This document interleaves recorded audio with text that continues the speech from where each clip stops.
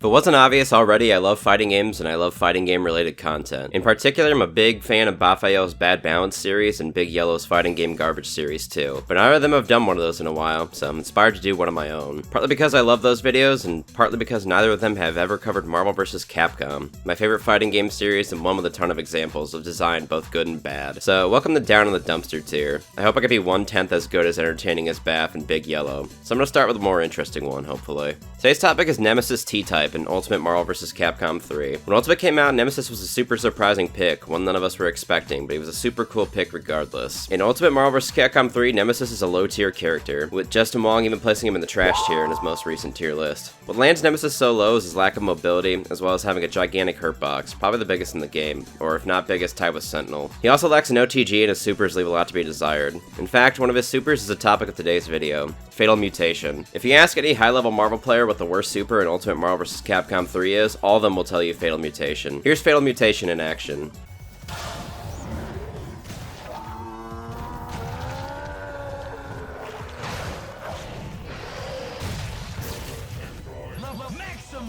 Fatal Mutation is a level 3 super. It costs 3 bars to execute. It's a command grab super, so it will hit grounded blocking opponents. It also causes a hard knockdown, meaning your opponent will have 0 recovery options available to them and have to stand right up where they land. It does 450k damage, which is over half health for a lot of the cast in Marvel 3. The cinematic portion of the super is also an awesome callback to Nemesis' third form in Resident Evil 3. A good fan service super for sure. It's a pretty cool super overall, but it's also the worst in the game. Why is that though? Well, for one, Fatal Mutation is completely reactable. It's a command grab super and only ever hit grounded opponents. You can actually jump this on reaction if a Nemesis ever tries to throw it out, meaning a free punish if you ever find a Nemesis dumb enough to use it.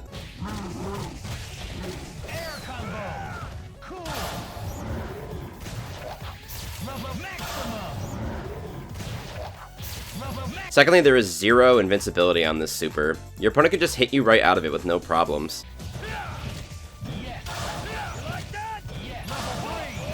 Once again, an entirely free punish on anyone insane enough to use this one. Since pressure in Marvel 3 is actually kind of insane, not being able to throw this out as a counter is a death sentence. For comparison's sake, Hagar also has a grab super. It's also a level 3. It's also invulnerable for 10 frames, meaning it can be thrown out as an invincible reversal if your opponent's putting too much pressure on you.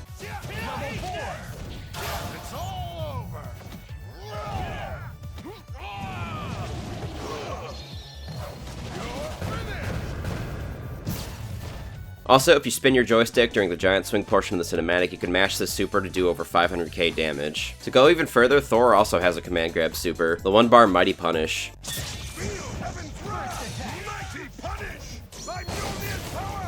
Mighty Punish also has invincibility from frame 1, which makes it useful as a reversal.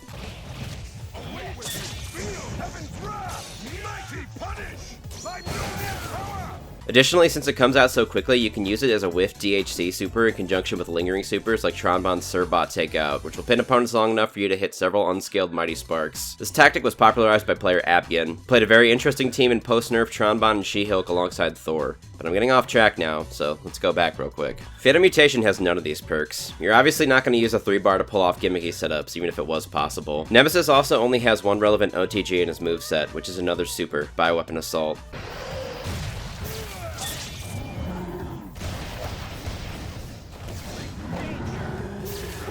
Alternatively, you could put a character with an OTG assist on your team to help you pick up from Fatal Mutation. Off the top of my head, I know Wesker and Deadpool have OTG-capable assists.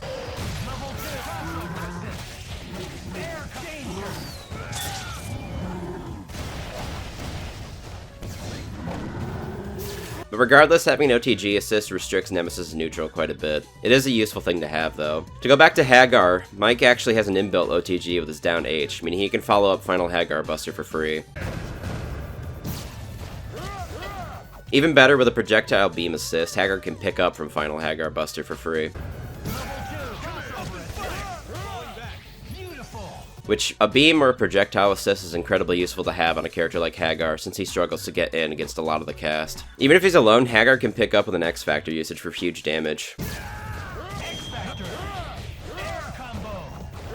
So Fatal Mutation has no real usage in Marvel vs. Capcom 3. It has 0 invincibility frames, so it can't be used as a reversal like other command grab supers, or as a wake up even. Since it's a command grab, it can't be used in combos either, limiting its use even more. It's also way too slow to be used as a mix-up tool, and even if you manage to hit it somehow, the follow-ups are very limited. Less so depending on team composition, but still, quite limited. Having a cost of 3 bars also makes using this super prohibitive, especially since you'll always be using bioweapon assault to end your combos. All this stuff mixed together makes it the worst super in Ultimate Marvel vs. Capcom 3, bar none. If you were curious as to how they fixed this at all in Infinite, it does seem to have invincibility frames, so Fatal Mutation can actually be used as a reversal.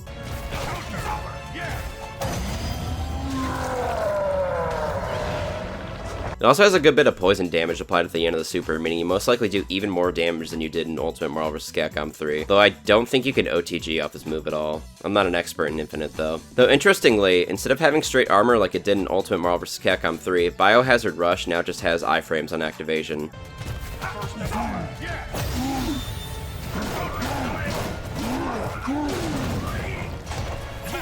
Meaning it's a better reversal to use in Fatal Mutation since it only costs 1 bar. Even more so since the rush ends in a wall bounce and you can easily tag out for its duration for more damage on your target if it hits.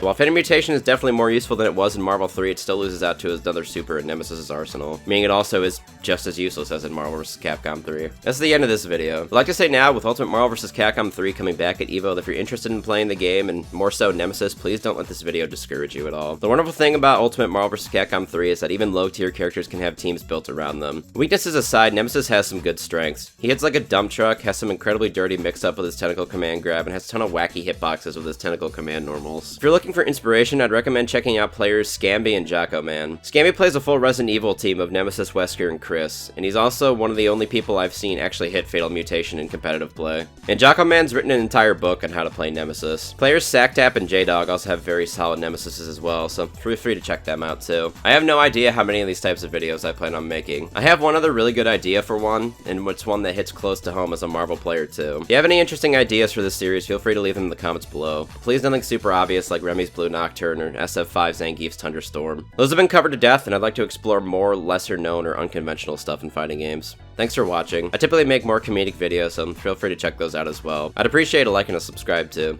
I'll see you all in another video. Goodbye.